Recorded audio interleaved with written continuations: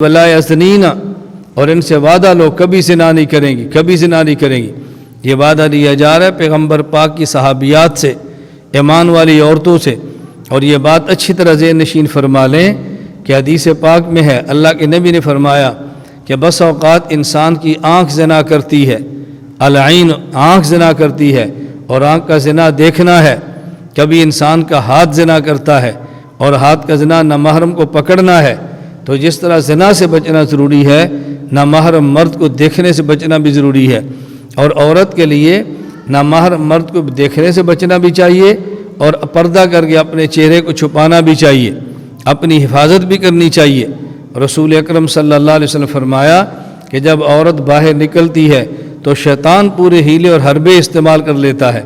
اس لیے عورت کے لیے خوشبو لگا کر گھر سے باہر جانا جائز نہیں ہے۔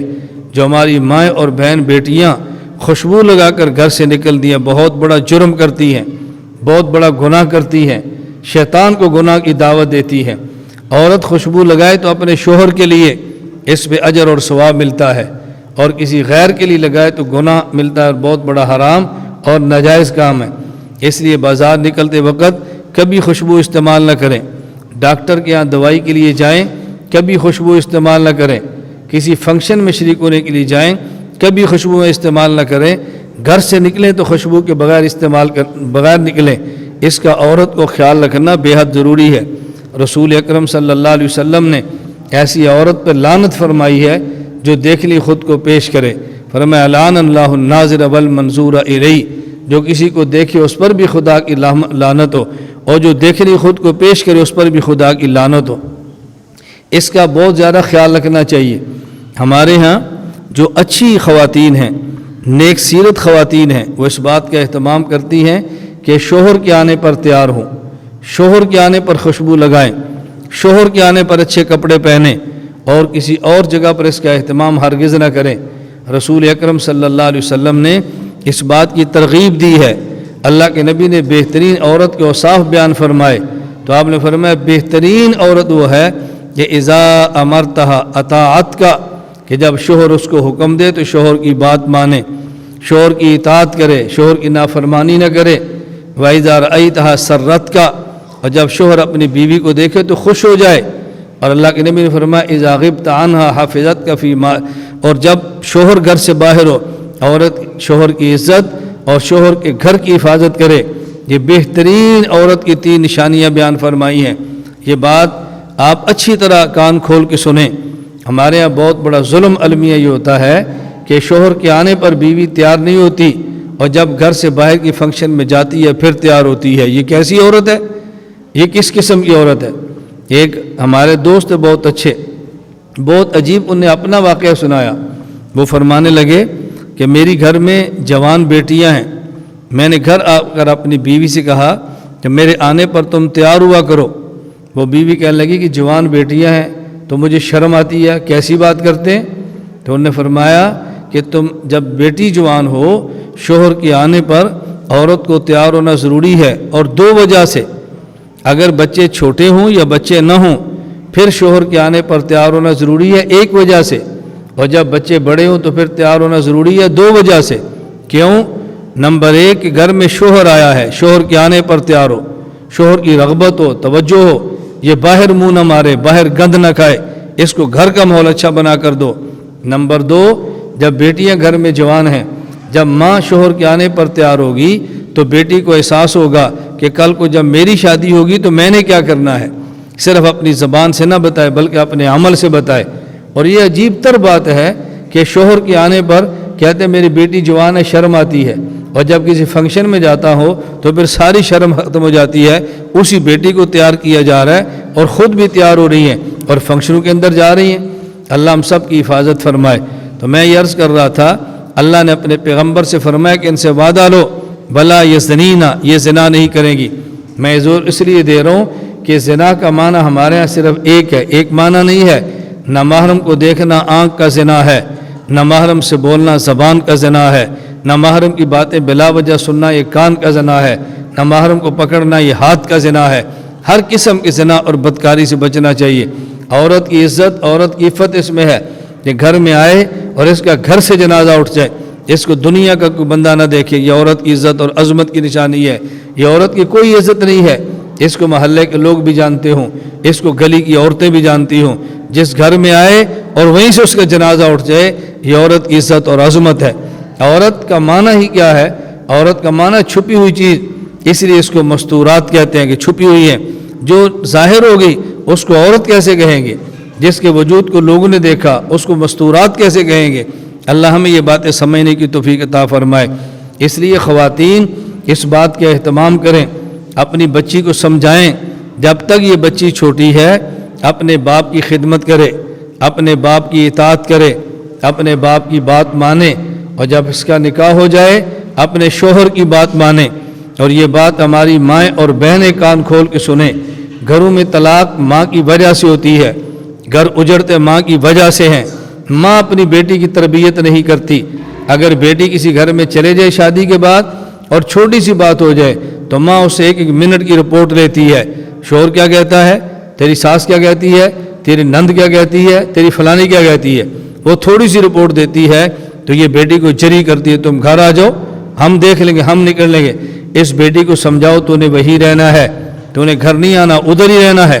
اور بیٹی کو سمجھاؤ کہ بیٹی اپنے سسرال کی باتیں میکے آ کر مت بتایا کرو۔ سمجھدار خاتون وہ ہے کہ اگر اس کے سسرال میں کچھ ہو جائے اپنے میکے مت بتائے، اپنی ماں کو فون کر کے مت بتائے۔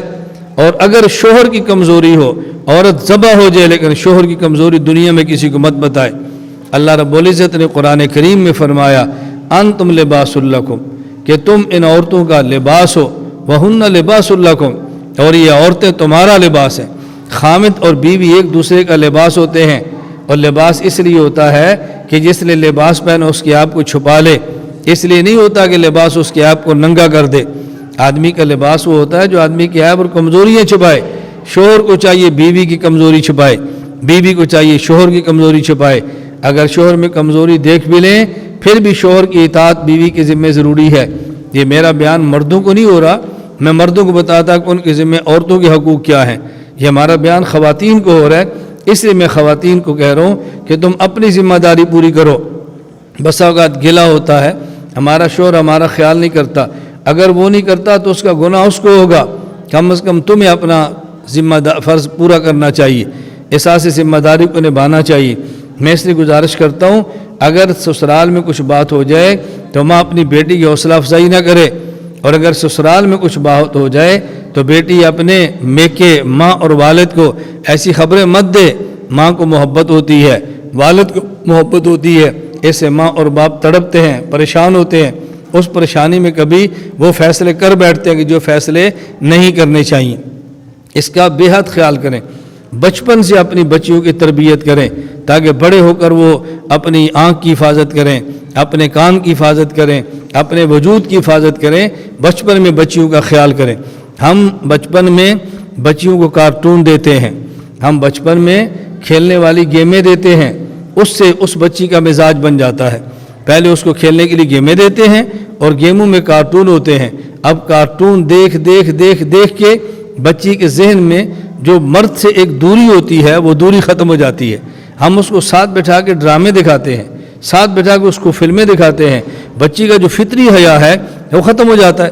اب دیکھو عورت کے اندر کتنا حیا ہے، حضور اکرم صلی اللہ علیہ وسلم کائنات میں سب سے زیادہ با حیا ہیں، اور اللہ کے نبی کی حیا کو بیان کرنے کے لیے مثال یہ دی جاتی ہے کہ حضور اکرم صلی اللہ علیہ وسلم کنواری لڑکی سے زیادہ با حیا تھے۔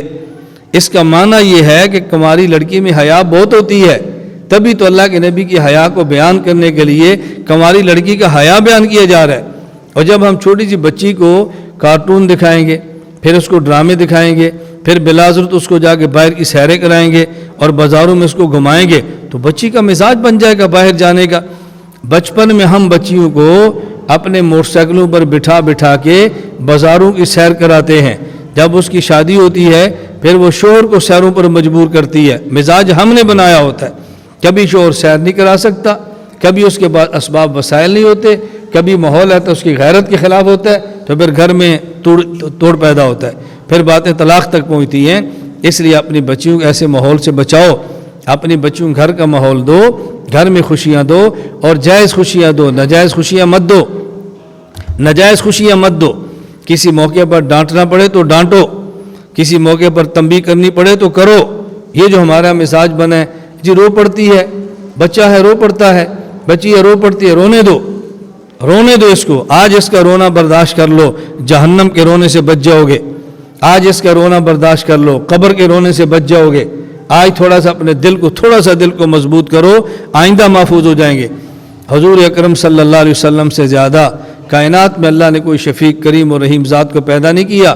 آپ کی شفقت کو قرآن کریم نے بیان کیا ہے، لقد جاءکم رسول من انفسکم عزیز علیہ ما عنتم حریص علیکم بالمؤمنین رؤوف الرحیم۔ اللہ کے نبی کی شفقتیں بیان کی ہیں، اور حضور پاک کیا ارشاد فرماتے ہیں؟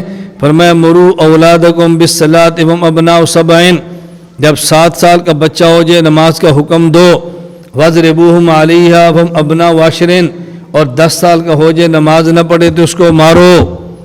اللہ کے نبی فرما رہے ہیں 10 سال کا بچہ ہو جائے نماز نہ پڑھے اس بچے کی پٹائی کرو۔ ہم کہتے ہیں جی کیسی بات کرتے ہیں، اسلام نے تو بھائی اسلام نے دی ہے نرمی، لیکن اس نرمی کا معنی یہ نہیں ہے کہ اولاد بگڑ جائے۔ فضائل اعمال سے زیادہ نرم کتاب کون سی ہے؟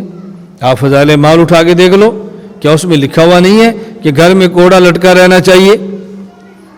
یہ تو تبلیغی جماعت کا نصاب ہے، جن سے دنیا میں نرم لوگ کوئی نہیں ہے۔ فضائل اعمال کتاب ہے، شیخ زکریا سے نرم کون ہوگا؟ وہ بھی لکھ رہے ہیں اور دلائل سے لکھ رہے ہیں کہ جی کوڑا گھر میں لٹکا ہونا چاہیے۔ پہلے سمجھاؤ، نہیں سمجھاتے پھر تنبیہ کرو، اور یہ بات اچھی طرح سمجھو۔ دیکھو اگر کشتی کے اندر شوہر بیٹھا ہو، کشتی کے اندر بیوی بیٹھی ہو، اس کشتی میں بچے بیٹھے ہوں اور دریا سے گزر رہے ہوں، ان میں بیوی شوہر کی یا اس کی بچی یا بچہ یہ دریا میں گرنے لگے یا دریا میں چھلانگ لگانے لگے تو شوہر اس کے بالوں سے پکڑ کے اتنا زور سے کھینچے گا کہ ایک پھٹے کو سر لگا تو سر بھی پھٹ جائے، تو کوئی بندہ بھی نہیں کہے گا بہت بڑا ظالم ہے، دیکھو اس کا سر پھاڑ کے رکھ دیا ہے۔ وہ کہے گا نہیں مجھے اس سے محبت ہے، میں تجھے مرنے نہیں دوں گا، میں تجھے پانی میں گرنے نہیں دوں گا، میں تجھے خودکشی کر کے جہنم میں جانے نہیں دوں گا۔ ہر بندہ کہتا ہے اس کو بیوی سے بہت پیار ہے، اس کو اولاد سے بہت پیار ہے، دیکھو کیسے کھینچا ہے، اس کے سر پھٹ گیا ہے، اور خدا نخواستہ سر اتنا پھٹے کہ موت آ جائے پھر بھی کوئی بھی نہیں کہے گا برا کیا، کہیں گے اس نے بچانے کے لیے پورا زور لگا دیا ہے۔ تو جب اولاد جہنم میں جا رہی ہے اس کو جہنم سے بچانا کس کی ذمہ داری ہے؟ میں اس لیے گزارش کرتا ہوں سب سے زیادہ ذمہ داری گھر میں ماں کی ہے، سب سے زیادہ۔ ہمارے یہاں ظلم یہ ہے، میری بات کو توجہ سے سمجھیں، ہمارے یہاں ظلم یہ ہے اپنے بچے کو دودھ پلانے کے لیے جو فیڈر دیا جاتا ہے وہ فیڈر بھی جانور کی شکل کا بنا ہوتا ہے۔ ہم اپنے بچے کو دودھ پلانے جو فیڈر لاتے ہیں اس پر بھی تصویریں کارٹونوں کی بنی ہوتی ہیں، اپنے بچے کو کتاب دیں گے اس پر بھی تصویریں ہوں گی، حتیٰ کہ اپنے بچے کو پہننے کے لیے جو ٹوپیاں دیتے ہیں وہ بھی کسی بھالو اور جانور کے ڈیزائن کی ہوں گی۔